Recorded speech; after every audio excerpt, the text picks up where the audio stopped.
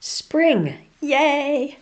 Now, don't get me wrong, I actually like living where there are several distinct seasons. In fact, we're going on to our fourth winter right now.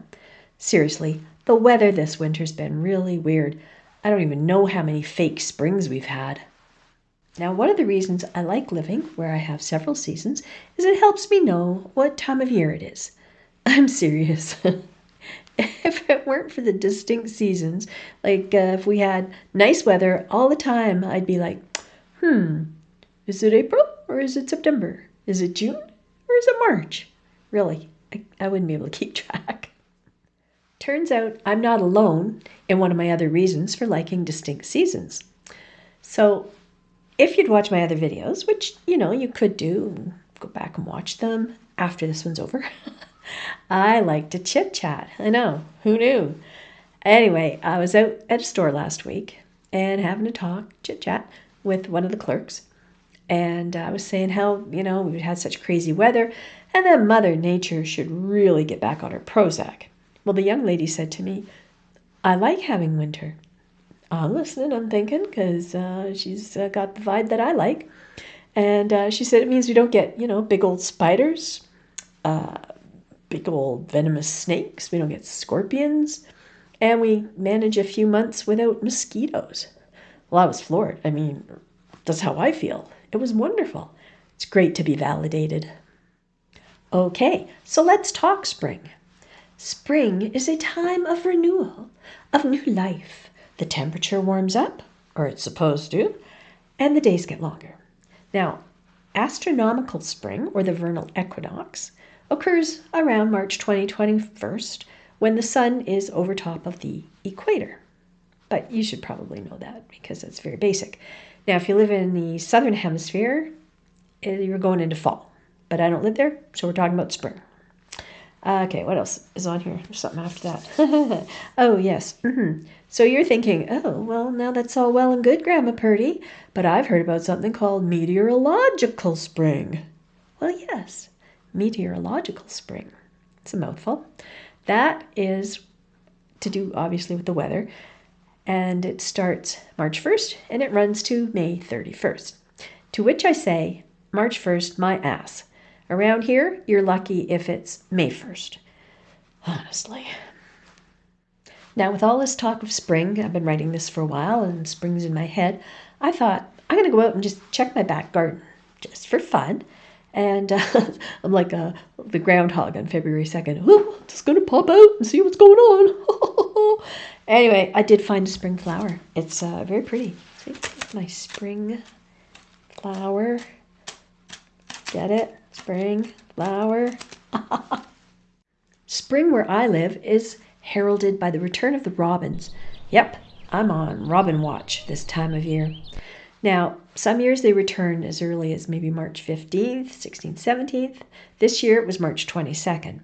I got an old Facebook post today, whatever day this is that I'm recording this. Obviously, it's after March 22nd. And it said that a couple of years ago, today was the first day I saw robins, so that's a little bit later. Anyway, turns out male robins return first so that they can stake out and defend the best nesting sites. And because I'm a bit of a trivia nerd, and if you'd watched my other videos, I would mention that. I have mentioned it. It turns out robins, year over year, year to year, are not monogamous. That's a good word. Monogamous. So this time of year, the crows come back. They're hard to miss. They're so noisy. Now, trivia. If in the winter you see big black birds alone or in pairs, those are ravens. Ravens don't migrate. Anyway, the crows came back, from what I could see, the day before the robins this year. And you can hear them. They're flying all over the place. Our neighborhood has a lot of crows. Other signs of spring include seeing catkins on the willow trees and birch trees.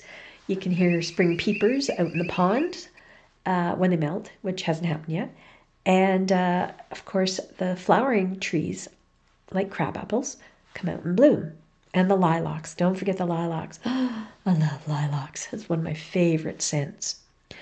Now, my crabapple, and the lilac for that matter, don't bloom until the very end of May. They're both very late bloomers. And unfortunately, I only have one lilac in my backyard. Now, I am a dork. I'm also a nerd, but I'm a dork too.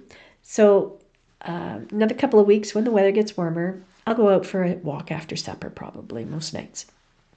Now, once the lilacs are blooming, when I'm out for my walk, I'll stop and smell the lilacs that are, close to the sidewalk where I'm walking. I don't go up on people's yard, in their yards and stuff, and go smell lilacs. But yeah, I really love my lilacs.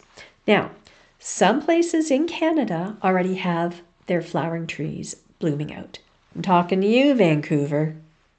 I was thinking about the expression takeout the other day. It can refer to food, going out on a date, or ending someone's life. And because it's spring, more or less, I was thinking, I don't know why, about the praying mantis. So the expression takeout applied to a female praying mantis could mean all three of those things. Of course, I wouldn't be Canadian if I didn't mention the return of the cobra chicken. Now, some of you are going, what the heck? And the Canadians are all going, oh yeah, I hate those Effie McDoodlin things. So what is a cobra chicken, you ask? It's a large hissing bird. Okay, it's really just a Canada goose. Now, most of the Canada geese migrate and then come back in March or early April. Some stay year-round in different parts of the country. Depends on the weather, I guess, on the goose. Now, I told you I'm a nerd. Did you know that, unlike robins, Canada geese mate for life? There you go.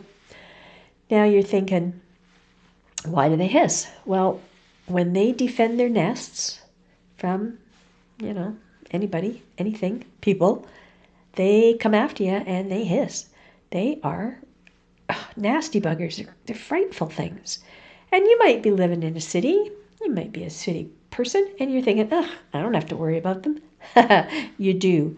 They will nest in urban areas, parks, flower boxes, the weirdest places. And you might encounter them, so be careful. Another returnee is the hummingbird. I mean, who doesn't love hummingbirds? I have a little hummingbird, a little stained glass hummingbird I bought at a farmer's market a couple of years ago.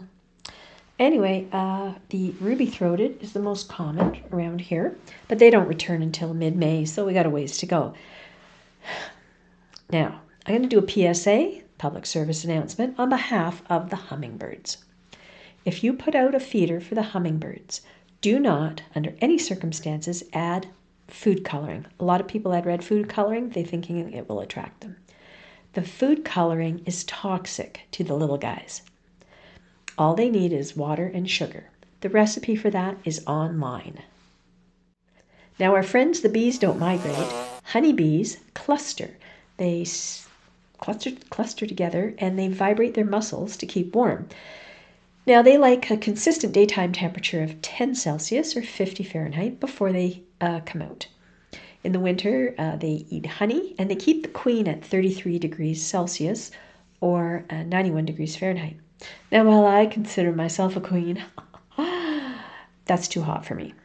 Now, bumblebees don't hibernate, but they go dormant in underground tunnels for the winter.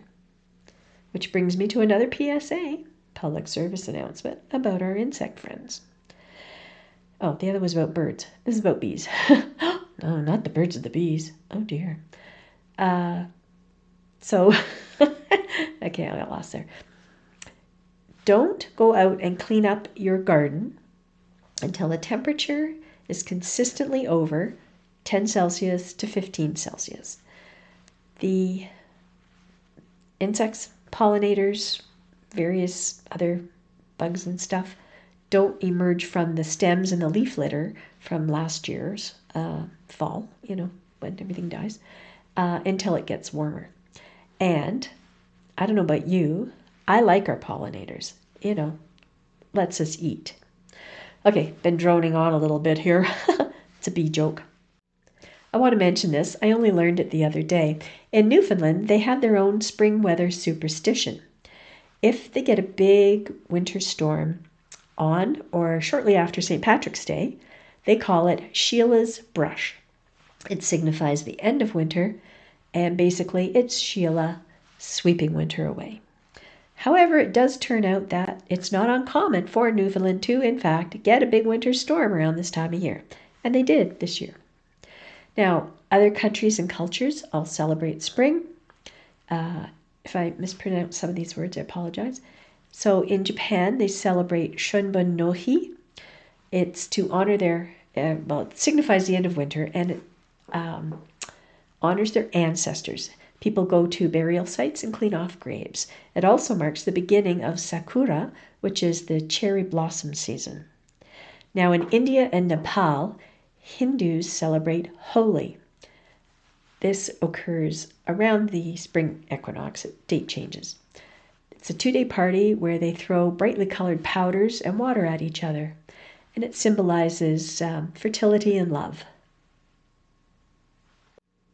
Thailand has a 3-day water festival. It's called Songkran. It occurs from April 13th to 15th, which is the traditional Thai New Year. So water purifies and cleanses away last year's troubles and misfortune, and it blesses you with prosperity and happiness in the new year. In Poland, they observe the drowning of Marzanna. It's a pagan tradition of the drowning of Marzanna, a Slavic goddess who symbolizes winter. Now, on the first day of spring, they burn effigies of her, and that's dolls made of straw and ribbon. And then they drown her in a river to usher out winter and welcome spring. If you hear any weird noises above me, the dogs and the old guy are in the kitchen doing something. Okay, so there are many more spring traditions around the world. Do you have any? Pop them in the comments. I wanted to mention this. It was very interesting. So I read an article the other day that scientists at Johns Hopkins have grown vocal cords in a petri dish. I know, right? It seems the results speak for themselves. Now, all that said, and it was a lot, I live in a part of the world where we can still get cold weather into May. We're not talking winter cold per se, but we can get cold, crappy weather. April snowstorms are common. Sometimes we get a bit of snow in May, but it doesn't last very long. And as you'll see, I don't have one of my pretty necklaces on today. I am instead wearing my clutch and pearls because I want spring. Where is spring? Please come. Anyway, in the meantime, I've got places to go, people to see, and I've been down here so long, there very well could be snow out there to shovel. Wait for the riddle. Why do birds fly north in the spring? Because it's too far to walk. See you next time.